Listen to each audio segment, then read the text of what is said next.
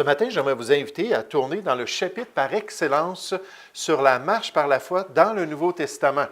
Le chapitre par excellence qui est concentré sur des exemples de personnes qui ont marché par la foi, mais cette fois-là dans l'Ancien Testament. J'aimerais vous demander de tourner dans Hébreux chapitre 11 pour voir les héros de la foi, pour voir les croyants dans l'Ancienne Alliance qui ont agi selon le plan de Dieu, qui ont été prêts à se soumettre à la volonté de Dieu par la foi, parce que souvent l'appel de Dieu dans leur vie pouvait les amener à faire des choix qui étaient pénibles et des sacrifices personnels qui étaient douloureux. Donc, ça prenait une grande foi pour accepter ce que Dieu leur montrait. Puis ce matin, j'aimerais vous montrer que pour Abraham, qui a offert son fils Isaac, que ça a été aussi une grande épreuve de sa foi. Hébreux chapitre 11, juste quelques versets ce matin que j'aimerais qu'on puisse un peu décortiquer et surtout qu'on puisse analyser pour nous encourager dans nos défis spirituels. Lorsque Dieu nous montre des choses qu'il désire dans notre vie, lorsque Dieu nous amène à faire des choix qui sont pénibles, qu'on puisse le faire par la foi parce qu'on a confiance en lui et qu'on est prêt à être obéissant coûte que coûte pour suivre notre Sauveur et notre Maître. Hébreux chapitre 11 au verset 17. On nous dit, c'est par la foi qu'Abraham offrit Isaac lorsqu'il fut mis à l'épreuve et qu'il offrit son fils unique, lui qui avait reçu les promesses. Donc, c'est notre verset du mois pour le mois de novembre. Et à qui il avait été dit, en Isaac, tu auras une postérité appelée de ton nom. Souvenez-vous qu'Abraham et Saraï, n'étaient pas en mesure d'avoir d'enfants. Donc Dieu dit, c'est en Isaac que tu vas avoir des descendants, que tu vas être béni avec cette postérité-là. Donc en cet homme-là, en ce jeune homme-là, qu'il allait avoir cette promesse accomplie. Verset 19, il pensait. Là, c'est intéressant, le Saint-Esprit nous révèle la pensée d'Abraham qui n'est pas révélée dans l'Ancien Testament.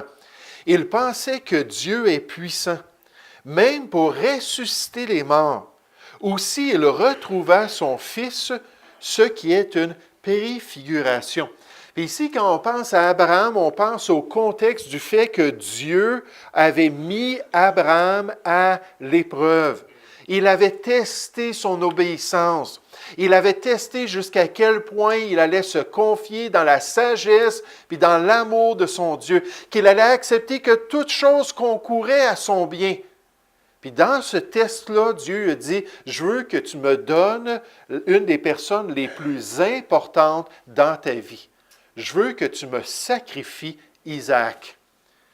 Puis ça a été tout un test, puis toute une épreuve pour lui. Le titre de mon message ce matin, c'est « Un sacrifice par la foi ». Un sacrifice par la foi. Plus qu'on marche avec Dieu, plus qu'on apprend sa volonté, plus qu'on décortique les détails de son appel particulier pour notre vie, on s'aperçoit que Dieu nous appelle à faire des sacrifices. Puis ces sacrifices-là, il faut le faire par la foi, comme Abraham. J'aimerais qu'on puisse regarder 3 versets ce matin, disons comme tremplin pour regarder le restant de la parole de Dieu, mais 3 versets qui nous aident à voir quel sacrifice ça a été pour lui, Abraham, et comment il a été victorieux et comment sa foi s'est élevée au-dessus des sentiments de son cœur. C'est certain que si on est des chrétiens qui sommes attachés à nos sentiments, à nos expériences personnelles, comment on ressent les choses, des fois Dieu va dire non, mets des choses de côté. Débarrasse-toi de certaines choses dans ta vie. Puis là, il faut mettre de côté nos affections puis nos sentiments pour être prêt à faire un sacrifice par la foi en Dieu. Sachant que la volonté de Dieu est bonne, agréable et parfaite pour ma vie. Donc, j'aimerais qu'on puisse regarder l'exemple d'Abraham dans ce beau chapitre des héros de la foi. Puis j'aimerais qu'on puisse s'ouvrir à l'œuvre de Dieu ce matin. Sa parole, elle est vivante et efficace. Est-ce qu'on est ouvert et disposé? Prions ensemble. Père Céleste, j'aimerais te louer, j'aimerais te remercier pour ce privilège ce matin d'avoir accès à la parole de Dieu. Et Seigneur, j'aimerais te remercier pour ce privilège de pouvoir prêcher ce message que tu as mis sur mon cœur. Seigneur, je le sais que lorsque je m'assois devant un texte biblique et tout me vient si facilement, je le sais, Seigneur, que c'est toi qui es à l'œuvre. Je sais que dans ces occasions-là, tu me donnes toutes les informations que tu veux pour ton peuple. Et Seigneur, tu me guides pour pouvoir exposer ce message biblique pour tes enfants, pour ton Église. Alors, Père, ce matin, on veut vraiment se tourner vers ta parole. Comme le Seigneur Jésus a dit que tu pouvais nous sanctifier par la vérité, on veut contempler la vérité et, Seigneur, te demander de nous transformer, de nous changer, de nous perfectionner. Seigneur, bénis-nous ce matin alors qu'on considère Abraham et bénis-nous alors qu'on doit faire des choix difficiles dans notre vie afin qu'on puisse marcher par la foi et accomplir ces choses pour ta gloire. Bénis chacun de nos cœurs, nous te prions, au nom du Seigneur Jésus. Amen. Un sacrifice par la foi. J'aimerais tout de suite vous faire remarquer dans l'expérience d'Abraham que c'était une épreuve de sa foi. C'était une épreuve, un test pour voir s'il allait se confier en Dieu plutôt que de se confier en lui-même, plutôt que de se confier dans son propre raisonnement, plutôt que de se confier dans ses affections et ses désirs, qu'il allait accepter le plan de Dieu. C'était un test de sa confiance dans le Seigneur. C'était un test pour voir s'il allait vraiment suivre la volonté de Dieu pour sa vie, s'il allait se fier à la sagesse et à la direction de son Seigneur. Regardez au verset 17. On nous dit, c'est par la foi qu'Abraham offrit Isaac. Lorsqu'il fut mis à l'épreuve, puis nécessairement, l'épreuve, c'était d'accepter d'offrir son fils. Et qu'il offrit son fils unique, lui qui avait reçu les promesses. C'est frappant ici parce qu'on nous dit qu'il l'a offert. Maintenant, physiquement, est-ce qu'Abraham a vraiment tué son fils? Est-ce qu'il lui a vraiment enlevé la vie? Non. Il a tout fait, il l'a attaché, il l'a mis sur l'autel, il a pris le poignard, il s'en allait le faire, puis Dieu a dit non, non, non, non, c'est correct. C'est correct, tu as passé le test. Mais dans le cœur d'Abraham, il avait renoncé à celui qu'il aimait. Il avait sacrifié celui qui était tellement important dans tout ce qu'il considérait pour sa vie. Puis il était prêt à se confier dans son Dieu. Ça arrive régulièrement dans notre foi que Dieu va la mettre à l'épreuve. Que le Seigneur va tester si on est prêt à vraiment se confier en lui. Si on est déterminé à nous soumettre à sa parole et à son plan, au point que Pierre nous dit dans 1 Pierre 4, « Mes bien-aimés, ne trouvez pas étrange d'être dans la fournaise de l'épreuve. » Comme s'il vous arrivait quelque chose d'extraordinaire. Dieu nous dit, ce n'est pas étranger aux chrétiens d'être testés dans ses décisions, d'être à l'école de la foi, d'avoir un examen pour voir quel pointage il va avoir devant son Dieu, pour voir s'il va être prêt à se soumettre, pour voir s'il va être prêt à réussir son test, à continuer à marcher par la foi, même si c'est tellement difficile, même si c'est tellement pénible. Je me souviens quand j'ai accepté le Seigneur, je partageais ça à quelqu'un hier, je suis désolé, mon micro fait des siennes. Lorsque j'ai accepté le Seigneur, personne ne m'avait parlé des effets de la musique heavy metal que j'écoutais. Les gens le savaient, je suis arrivé à l'église, j'avais les cheveux longs, j'étais un pouilleux, j'étais tout croche. Ils savaient que ma vie était vraiment particulière, mais personne ne m'avait posé de questions concernant quel genre de musique j'écoutais. Puis j'étais dans de la grosse musique, là. La musique heavy metal, là, puis c'était incroyable. Puis à un moment donné, après une réunion, c'est juste quelques semaines que j'étais sauvé. Puis j'étais tout joyeux, on avait eu du bon temps dans notre communion fraternelle, on avait eu du bon temps à l'église. Je reviens chez moi, puis dans l'appartement, je regarde, il y avait tout mon gros système de son, puis toutes mes 33 tours d'un côté, mes 45 tours, puis dans les étagères, toutes mes cassettes. Tout était là. Ça faisait des années que j'investissais des milliers de dollars. Je suis même allé à 25 spectacles au Forum. Ils appelaient ça le Forum à cette époque-là, de spectacles d'heavy metal. Là, j'ai vu cela, puis là, sur les pochettes, je voyais des poignards, puis je voyais des bêtes, puis toutes sortes d'affaires. Puis là, le Saint-Esprit m'a dit, « Es-tu prêt à renoncer à cette idole-là? » Parce que la musique, c'était une idole pour moi. « Es-tu prêt à renoncer à cela? » Là, j'ai dit, « Oui, Seigneur, certainement. » Je suis allé chercher des sacs de vidange, j'ai amené ça. Là, je suis venu pour mettre les disques dedans, puis les cassettes. Dieu a dit, « Détruis le tout. Je ne voulais pas que quelqu'un trouve ça dans les vidanges puis qu'il puisse bénéficier de ces choses-là. J'ai tout brisé, j'ai tout cassé. Mais d'un côté, j'avais une grande joie dans mon cœur, puis d'un autre côté, c'était un acte de foi qui était pénible jusqu'à un certain point. Puis des fois, ça va être ça le test. Es-tu prêt à faire telle et telle chose dans ta vie? Es-tu prêt à renoncer à telle et telle chose? Es-tu prêt à te confier en Dieu dans tel et tel élément qui te semble si pénible pour accomplir le plan de Dieu, pour pouvoir le suivre? Puis d'avoir une confiance dans le plan parfait de Dieu, comme Abraham. Puis c'est frappant, Dieu il a dit, tu as passé le test. Tu as eu 100%, bravo. L'ange lui dit, alors qu'il s'apprêtait à rentrer le poignard dans son fils, n'avance pas ta main sur l'enfant et ne lui fais rien, car je sais maintenant que tu crains Dieu et que tu ne m'as pas refusé ton fils, ton unique. Est-ce que Dieu nous dit ça dans notre cœur ce matin? Oui, je sais que tu ne m'as pas refusé tel et tel élément. Oui, je sais que tu étais prêt à briser telle et telle idole dans ta vie. Oui, je sais que tu étais prêt à pratiquer telle et telle chose et tu as passé ces tests-là de la foi. Est-ce qu'on est en train de marcher par la foi pour accomplir la volonté de Dieu? Un auteur, Adam Clarke, dit « Le Père livre son Fils » dans le texte biblique.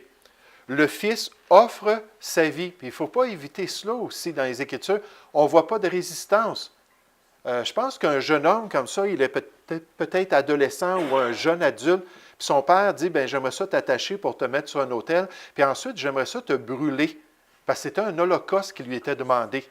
Un holocauste, ça veut dire brûler complètement, calciner ton corps. Ah, ben oui, ça va être une belle expérience, papa, viens donc, puis attache-moi donc. Non, Isaac a eu confiance. Qui va se pourvoir, papa, du sacrifice? Dieu va se pourvoir du sacrifice. C'est peut-être toi, temporairement, mais Dieu va agir. OK, papa, je te fais confiance. Puis il est embarqué sur l'autel du sacrifice. Des deux côtés, du point de vue de la volonté, leur objectif ou leur but de suivre Dieu, le sacrifice fut complété aux yeux de Dieu. C'est fait. Il a offert son Fils. Il a sacrifié celui dans lequel il avait mis toute cette affection-là, celui qu'il aimait tendrement. Il l'a offert. Puis Dieu épargne simplement le Père de la torture de devoir plonger un couteau dans la gorge de son Fils. Mais on voit ici l'épreuve de la foi. Les tests occasionnellement à l'école de la foi. Les petits quiz que Dieu nous envoie dans notre vie pour voir si on est prêt à suivre sa volonté. Mais alors qu'on pense à Abraham, puis alors qu'on pense à cette situation-là, alors qu'on essaie de se mettre dans sa peau, puis d'essayer de comprendre jusqu'à quel point ça a été pénible, on peut voir que dans la foi, des fois, il y a des conflits. Il y a des conflits entre ce qu'on désire puis l'appel de Dieu. Il y a des conflits entre ce qu'on pense être la volonté de Dieu, peut-être, puis ce que Dieu nous montre concernant sa volonté. Il y a un conflit dans notre raisonnement personnel, il y a un conflit dans notre perspective qui semble être contraire à ce que Dieu permet dans notre vie. Et c'est exactement ce qu'on voit dans la vie d'Abraham. On nous dit dans Genèse 22, verset 12, l'appel de Dieu, il dit « Prends ton fils, ton unique, celui que tu aimes. Je le sais que ça va être pénible. Je connais ton cœur. Je vois la décision que tu dois prendre. Je sais exactement comme c'est un grand sacrifice pour toi. Il dit, je suis conscient de ça. Celui que tu aimes, Isaac, va-t'en au pays de Morija et là, offre-le en holocauste sur l'une des montagnes que je te dirai. Et je veux que tu le sacrifies. Je veux que tu lui enlèves sa vie. Puis là, quand on pense à cela, un holocauste de calciner le corps de son fils, de lui enlever la vie, on peut tout de suite penser à Abraham dans son cœur qui a dû dire, oui, mais c'est le fils de la promesse. Ça fait 25 ans que mon épouse et moi, on l'attendait. Ça fait 25 ans que Dieu nous l'avait promis. Et là, toute notre espérance pour l'avenir, pour notre progéniture et pour les gens, leur avenir, puis on peut comprendre ça aujourd'hui, je suis content d'avoir des enfants. Quand moi je vais quitter ce monde, bien, ma lignée va continuer. Mais dans les temps bibliques, c'était tellement sacré la famille. C'était tellement important ce qui se passait avec les générations futures. Puis là, de penser qu'ils avaient mis tout leur espoir de voir une postérité comme le sable sur le bord de la mer, comme les étoiles du ciel, en Isaac. Puis là, Dieu dit, va l'offrir. Hein? Je ne comprends pas, Seigneur. Puis combien de fois, des fois, on va argumenter avec Dieu comme ça. Voyons, pourquoi tu me demandes ça? Je ne peux pas voir l'utilité de tout ça. Hey, Seigneur, c'est pénible pour moi. C'est difficile en tant que mère. C'est difficile en tant que père. C'est difficile en tant que mari. C'est difficile en tant qu'enfant. C'est difficile dans toutes ces circonstances-là. Et pourtant, Abraham a obéi. Puis il a été prêt à faire la volonté de Dieu. Des auteurs nous disent dans leurs commentaires bibliques, chaque circonstance, alors qu'on analyse le contexte, on essaie d'aller profondément dans le texte biblique, chaque circonstance mentionnée fut calculée pour donner un coup en profondeur au cœur parental. Ils n'ont pas dit, regarde la petite montagne juste à côté, ça ne sera pas long, vite, va le faire, ça va être réglé. Non, va dans le pays de Morija, puis il y a une montagne là-bas à 3 jours de route. Puis je veux que tu t'en ailles là-bas, puis pendant ces 3 jours-là, tu vas avoir ça dans ton âme, n'est-ce pas? Ça va être un couteau dans ton âme. Hey, Isaac qui marche avec moi, puis ça dit que les deux marchaient d'un même pas. Les deux étaient unis ensemble. Ils s'en allaient pour adorer Dieu. Le père et son fils, le parent avec son enfant, la famille en harmonie. On s'en va pour rendre un culte à Dieu. Puis là, Dieu dit, écoute, tu vas aller faire ça à cet endroit-là, pour m'honorer. Mais vous savez, cette montagne-là, c'est fort probablement la montagne du mont Golgotha. C'est en plein dans la région de Jérusalem, où Jésus a été offert. Puis là, on voit l'image de Dieu, le Père, qui lui aussi, un jour, a dû faire ce sacrifice-là, qui a dû passer des heures à regarder son Fils en agonie sur la croix du Calvaire, en train de mourir comme le sacrifice pour le péché de l'homme. Mais là, Dieu dit, je veux que tu sois une image de ça, et que tu sois prêt à faire ce sacrifice ultime. Regardez comment Abraham a passé le test. Verset 17. C'est par la foi qu'Abraham offrit Isaac. Lorsqu'il fut mis à l'épreuve, il est parti, il a fait ces 3 jours de route-là, il s'est en allé sur la montagne, et qu'il offrit son fils unique, lui qui avait reçu les promesses malgré le contexte, malgré tout ce qu'ils attendaient de ce fils-là, malgré qu'enfin ils avaient un enfant. Et on nous dit, et à qui il avait été dit, en Isaac, tu auras une postérité appelée de ton nom. Puis le nom d'Abraham et de sa famille pouvait continuer après eux à cause d'Isaac, à cause de cette postérité-là que Dieu allait lui donner. Puis à la lumière de ça, il ne comprenait pas, puis il a dit, je vais être obéissant. Seigneur, je te fais confiance. Seigneur, j'accepte que tu m'aimes. Seigneur, j'accepte que tu as une sagesse infinie. Puis dans tout ce que tu fais, tu as toujours un plan. Tu as toujours une raison. Tu te manifestes de cette manière-là. Puis comme Isaac et comme Abraham, nous aussi, même quand on ne comprend pas, on doit suivre la direction de Dieu. On doit s'attendre à ce que le plan divin devienne clair et évident en son temps. Et entre-temps, on doit obéir et sans murmure.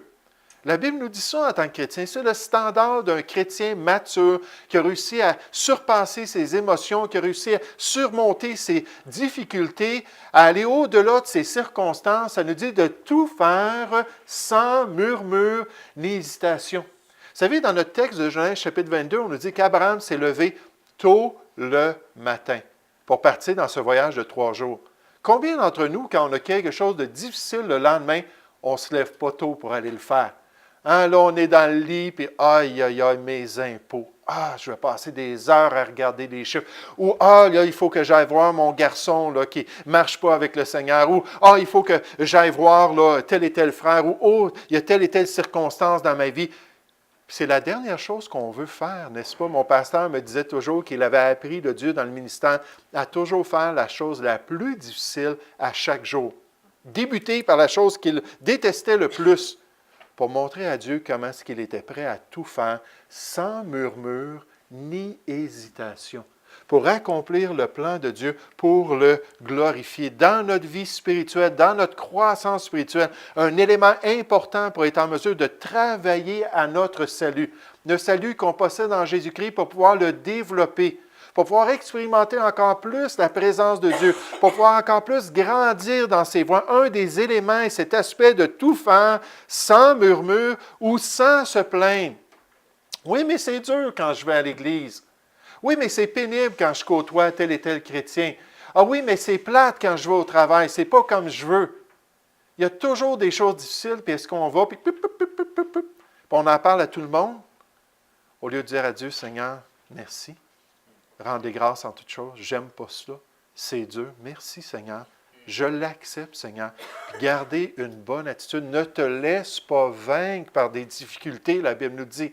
Ne te laisse pas vaincre par les gens qui sont pénibles dans ta vie. Ne te laisse pas vaincre par les circonstances que Dieu permet. Sois prêt à garder la bonne attitude. Une telle pratique était probablement au cœur des problèmes dans l'Église de Philippe. C'est pour ça que Paul parle à cette Église-là. Mais le Saint-Esprit nous parle à nous ce matin. C'est pour tous les chrétiens d'apprendre comme Abraham à faire la volonté de Dieu. Oh, l'épreuve de notre foi, les tests que Dieu nous envoie, les petits quiz spirituels pour voir si on va être obéissant, si on va être prêt à accomplir la volonté de Dieu. Deuxièmement, on voit le conflit. Des fois, on ne comprend pas. Des fois, ça semble absurde presque. On ne veut pas insulter le Seigneur, mais c'est même bizarre ce que Dieu nous demande. C'est totalement contraire à ce qu'on penserait. Puis, je vais vous donner l'exemple d'un héros de la foi dans l'histoire chrétienne en terminant tout à l'heure. Quelqu'un qui a vraiment été remarquable dans sa marche par la foi. Dieu a tellement accompli dans la vie de cette personne-là qui était connu comme un homme de grande foi. Puis, je vais vous montrer une épreuve qu'il a vécue lorsqu'il est venu au Québec. Vous allez voir ça dans un instant, comment c'est intéressant, ce chrétien-là et sa réaction. Mais ce conflit-là, on doit s'humilier devant Dieu, on doit dire, Seigneur, je ne comprends pas, j'accepte. Je suis prêt à me soumettre, je suis prêt à marcher par la foi, puis à accomplir ta volonté. Mais pour pouvoir obéir à un tel commandement, c'était important aussi pour Abraham d'avoir une espérance. Puis on voit dans notre texte l'espérance de la foi. Oui, la foi, c'est une confiance, c'est une obéissance à la volonté de Dieu, à la parole de Dieu, mais la foi, ça inclut une espérance que Dieu sait exactement ce qu'il fait. Une espérance qu'il va y avoir un jour des jours meilleurs. Une espérance que toute chose va venir qu'à concourir à mon bien. Une espérance qu'en fin de compte, je vais grandir spirituellement à cause de cette épreuve-là. Je vais me développer puis je vais progresser dans les voies de Dieu. Puis sans cette espérance-là, l'obéissance là, est presque impossible par moment parce que c'est comme trop grand. Mais là, on sait, Dieu, toi, tu es au contrôle du présent et tu es au contrôle de l'avenir. Et tu vas faire ce que tu veux dans ma vie et ça va être quelque chose de merveilleux. Comme définition de la foi, on nous dit dans Hébreux 11.1, « Or, la foi est une ferme assurance des choses qu'on espère. » Ça fait partie de notre espérance. Ça fait partie de notre confiance dans l'avenir. Ça fait partie du fait qu'on sait que Dieu va agir dans notre vie, une démonstration de celle qu'on ne voit pas. Aujourd'hui, Abraham ne le voyait pas alors qu'il étendait son couteau puis allait tuer son fils. Il n'était pas conscient de ce qui allait se produire. Il le savait dans son cœur que Dieu était bon. Il le savait dans son cœur que Dieu aimait son fils. Il le savait dans son cœur que son plan était parfait pour lui. Puis il était prêt à se confier en Dieu. Paul dit, car c'est en espérance que nous sommes sauvés, que nous sommes victorieux, que nous sommes délivrés des circonstances. Paul parle de tout ce qu'il vivait dans Romains chapitre 8, comment c'était pénible, il avait tellement hâte d'aller dans la gloire. Il dit, c'est à cause de mon espérance en Dieu que je suis délivré de ces choses-là. Or, l'espérance qu'on voit n'est plus espérance. Si c'est là devant mes yeux, si c'est présent aujourd'hui, ce n'est pas une espérance.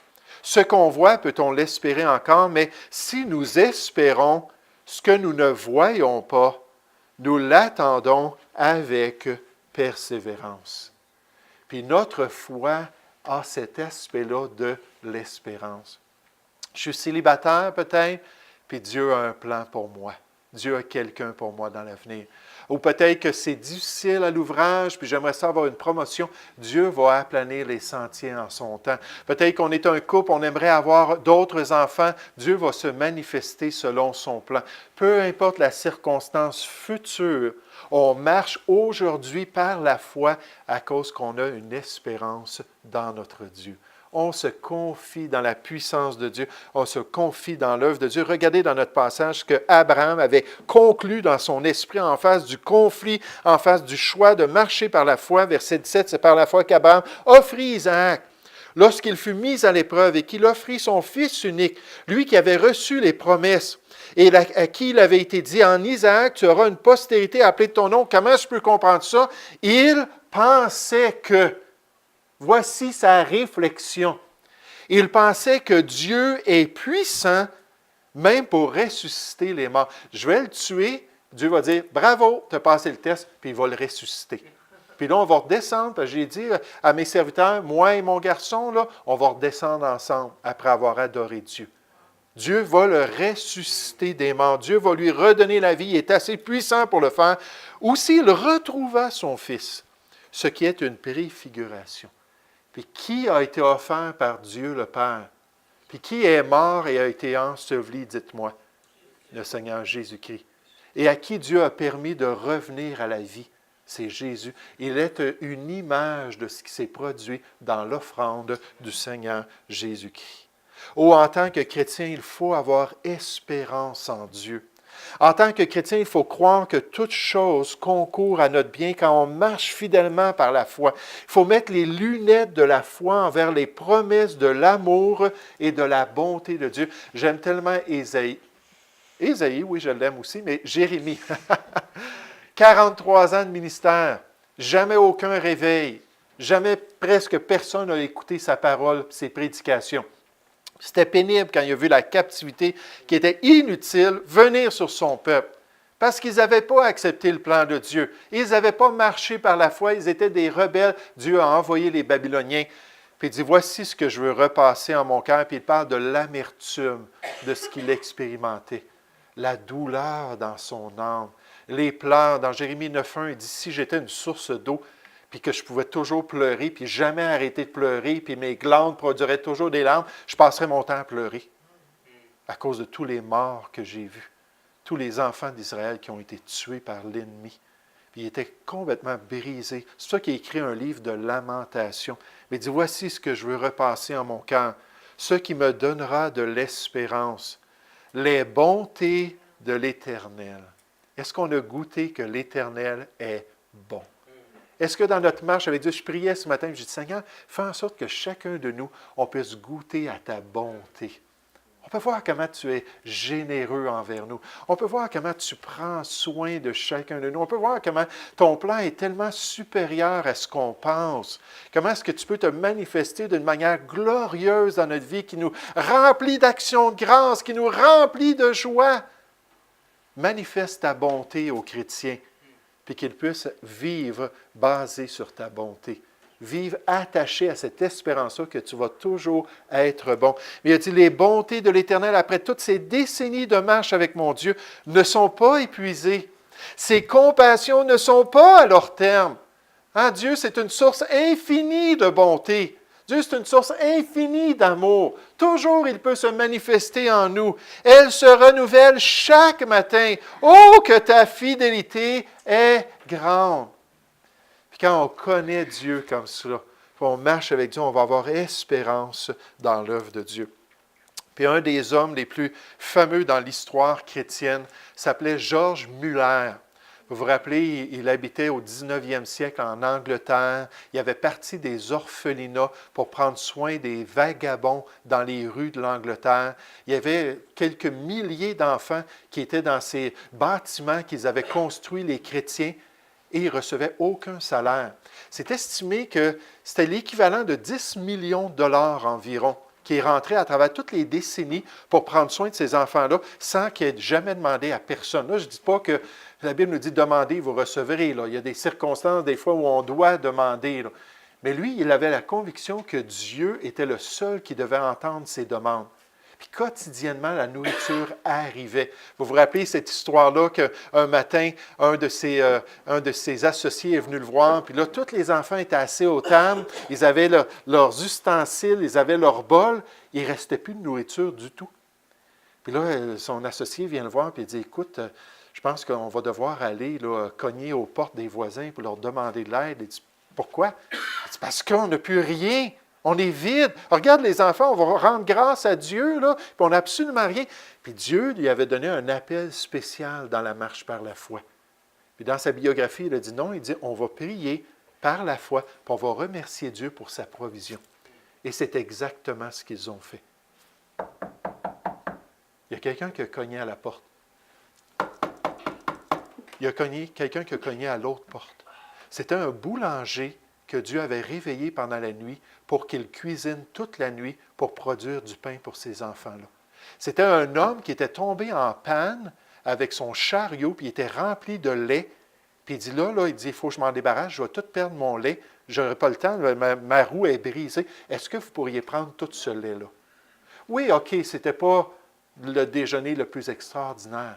Mais j'aimerais vous dire qu'à la fin de ce repas-là, tous les enfants étaient bien comblés. Ça, c'était le genre d'homme que George Muller était. Puis le genre d'appel particulier qu'il avait. Si vous voulez être encouragé à marcher par la foi, il y a des belles biographies de lui à la librairie chrétienne.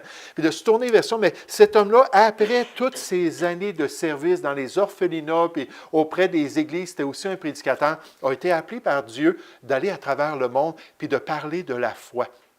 Puis il a voyagé 320 000 kilomètres dans les dernières années de sa vie. Des fois, c'était en train, des fois, c'était en bateau, des fois, c'était en chariot. Il a fait le tour de l'Europe, il a fait le tour de l'Amérique et quelqu'un l'a invité à venir au Québec parler de sa foi. En fait, c'était en août 1877. Il reçoit un télégramme de quelqu'un au Québec qui disait « Les Églises ont besoin d'entendre parler de la foi en Dieu ». Puis il a donné sa parole. Ça faisait 57 ans qu'il était dans le ministère. Il a dit dans son témoignage, « Jamais je n'ai pas gardé ma parole.